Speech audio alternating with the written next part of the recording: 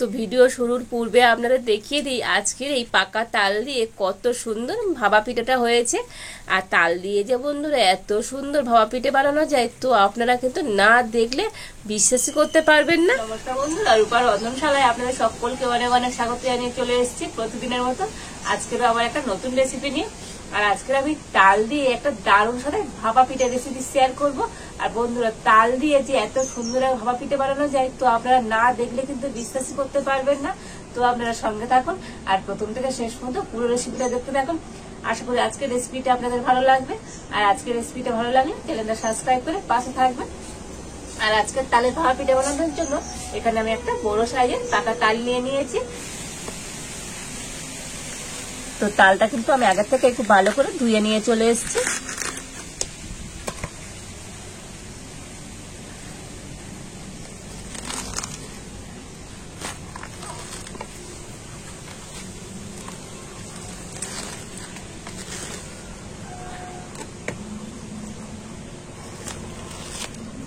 তো তালের খোসাগুলো আমি এইভাবে ছাড়িয়ে আর ফেলে দেবো।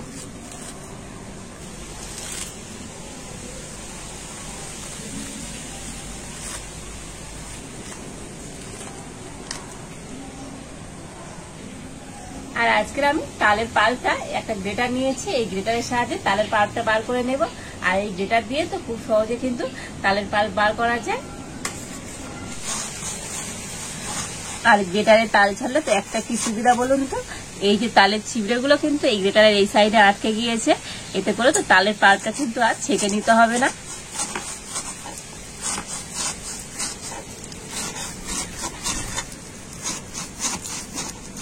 তো তালের পাল্পটা আমি বার করে নিয়েছি। আর এবার আমি নারকেল কুড়ে নেব। তো আজকের পিঠেতে আমার নারকেল লাগবে, তো সেই জন্য আমি একটা নারকেল আমি ফাটিয়ে নিয়েছি আর নারকেলটা এখন কুড়ে নিচ্ছি।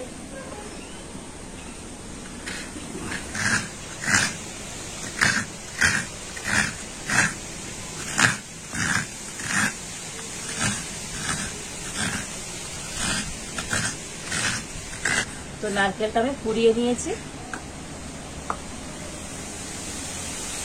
আর এবারে এখন আমি ভাপা পিঠের ব্যাটারটা তৈরি করে নেব। তো তার জন্য এখানে আমি নিয়েছি হাফ বাটি টক দই। তো টক দইটা একটা জায়গাতে করে নিয়ে নিচ্ছি।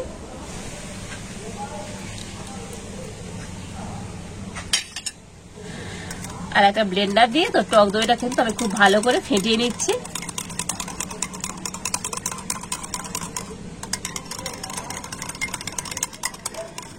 তো টক দইটা তো 5 মিনিট ধরে কিন্তু খুব ভালো করে আমি ফেটিয়ে নিয়েছি।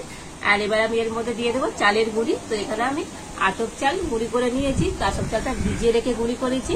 তো আপনারা চাইলে শুকনো আতপ চালের গুঁড়িও কিন্তু এখানে ব্যবহার করতে পারেন। তো এক বাটি আমি আতপ চালের গুঁড়ি দিয়ে দিচ্ছি।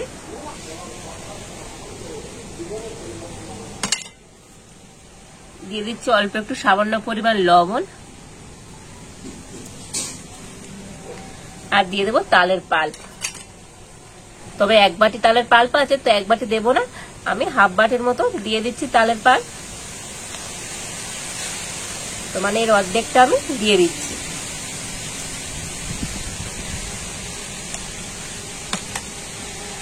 আর এবার আমি হাত দিয়ে একটু মেখে নেব।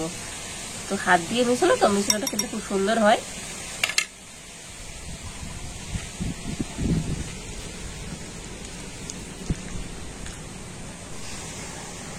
তো সমস্ত কিছু দিয়ে তো ব্যাটারটা ভালো করে ফেটিয়ে নিচ্ছে।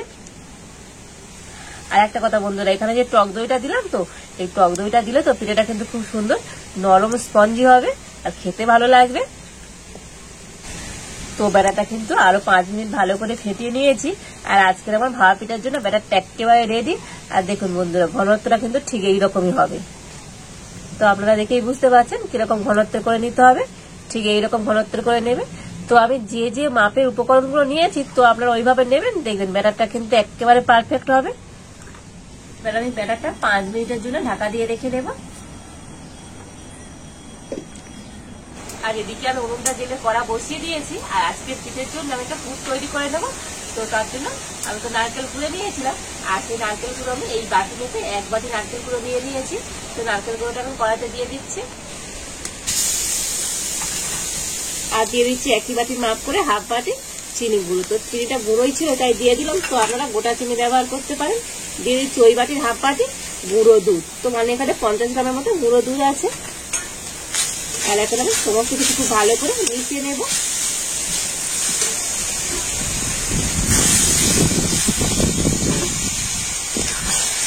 তবে অল্প একটু জল দিয়ে দিলাম। তো জল দিয়ে এইভাবে নাড়াচাড়া করে আমি একটা পুর তৈরি করে দেবো। তো আজকের আমি এই নারকেলের পুরটা চিনি দিয়ে বানাচ্ছি। তো আপনারা চাইলে এখানে কিন্তু গুড় দিয়ে বানাতে পারেন, আর চিনি দিয়ে বানালে তো নারকেলের পুরটা কিন্তু সাদা হবে। তো সেই কারণে আমি একটু চিনি দিয়েই বানিয়েছি। আর আজকে এখানে গুঁড়ো দুধটা দিলাম। তো বন্ধুরা আপনারা গুঁড়ো দুধটা নাও দিতে পারেন, আর গুঁড়ো দুধটা দিলে কিন্তু এই পুরটার টেস্ট কিন্তু দুর্দান্ত হবে। আর আমি কন্টিনিউ এইভাবে নাড়াচাড়া করে তো একটা আঠালো পুর তৈরি করে নিয়েছি। আর দেখুন বন্ধুরা পুরটা কতটা সাদা হয়েছে আর কত সুন্দর দেখতে হয়েছে। তো আজকে আমার পিঠের জন্য পুরটা একেবারে রেডি। আর এখন আমি নামিয়ে নেব।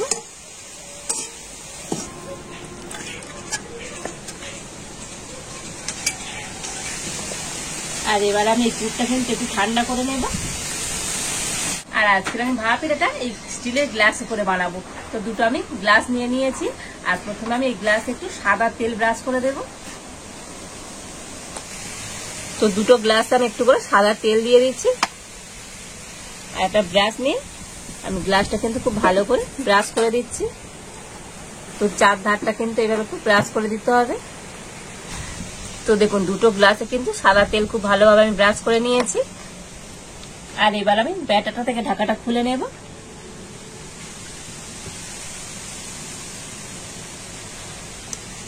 তো দেখুন দই দেওয়ার কারণে তো ব্যাটারটা কিন্তু আগের থেকে অনেকটা ফুলে গিয়েছে। আর এবার আমি এর থেকে ব্যাটার নিয়ে আর দুটো গ্লাসে ভরে নেব।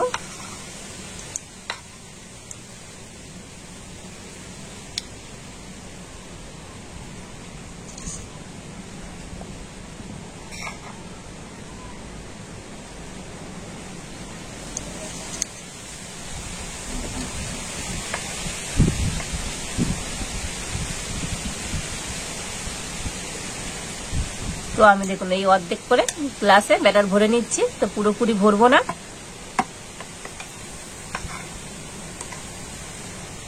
আর এই গ্লাসটাও একইভাবে কিন্তু ব্যাটারটা আমি নিয়ে নিচ্ছি। তো দুটো গ্লাসের অর্ধেক করে ব্যাটার ভরে নিয়েছি। আর এবার আমি গ্লাস দুটো একটু ঠুকে আর ব্যাটারটা সেট করে নেব। তো দেখুন গ্লাসগুলো ঠুকে আর ব্যাটারটা আমি একদম উপর দিয়ে খুব সুন্দর সেট করে নিয়েছি। আর এবারে আমি যে পুরটা বানিয়ে রেখেছিলাম তাতে কিন্তু এরকম অল্প করে পুর আমি নিয়ে নিচ্ছি। আর হাতে আমি এরকম একটু লম্বা করে নেব। তো দেখুন পুরটা কিন্তু আমি হাতে এরকম একটু লম্বা করে নিয়েছি। আর এবারে আমি এই ব্যাটারের মধ্যখানতে এইভাবে দিয়ে দেব।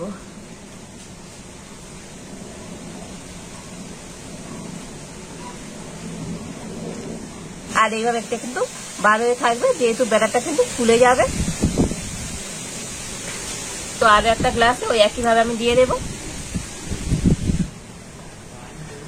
তো এই গ্লাসটারও মাঝখান থেকে আমি একইভাবে দিয়ে দিচ্ছি।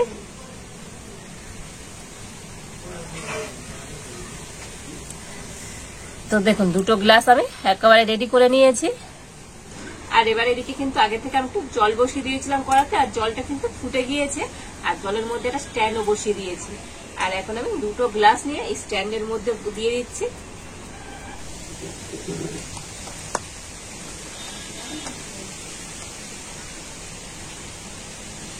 তো দেখুন দুটো গ্লাস এইভাবে আমি বসিয়ে দিয়েছি। আর এবার আমি ঢাকা দিয়ে দিচ্ছি। আর এই পিঠেগুলো ভাবাতে তো খুব বেশি সময় লাগবে না, 10 মিনিট হলেই কিন্তু হয়ে যাবে। তো 10 মিনিট পর আপনাদের দেখাবো কেমন আজকের এই পিঠে হয়েছে। তো প্রায় 10 মিনিট হয়ে গিয়েছে। আর এখন আমি ঢাকা খুলে দেখে নেব। আর দেখুন বন্ধুরা পিঠেটা কিন্তু অনেকটা করে ফুলে গিয়েছে। আর এখন পিঠেটা ঠিকঠাক হয়েছে কিনা একটা আমি টুথপিক নিয়েছি, আর এইভাবে আমি গেঁথে দেখে নেব। তো দেখুন এই কালিটার গায়ে কিন্তু একটু কোনো ব্যাটার লেগে যায়নি, মানে পিঠেটা কিন্তু আমার একেবারে রেডি হয়ে গিয়েছে। আর এখন আমি নামিয়ে নেব।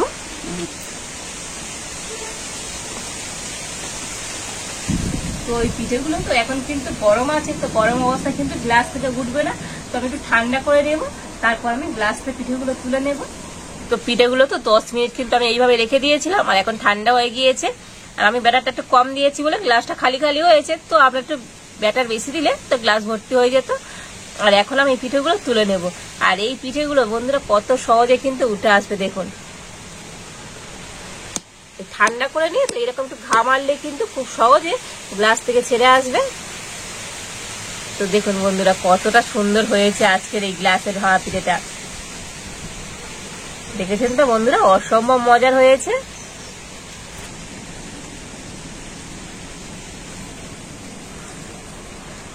আর একটা গ্লাসও আমি একইভাবে তুলে নেব। তো দেখুন দুটো গ্লাসের পিঠেটা কতটা সুন্দর হয়েছে।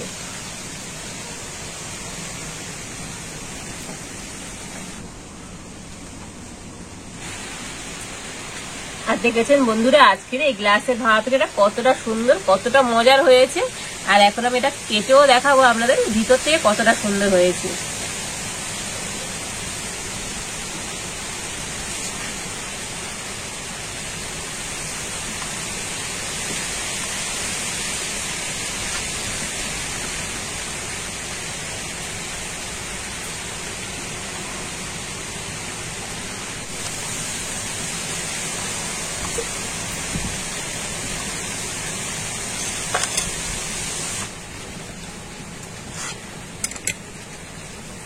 আর একইভাবে আর একটা পিঠে আমি কেটে নেব।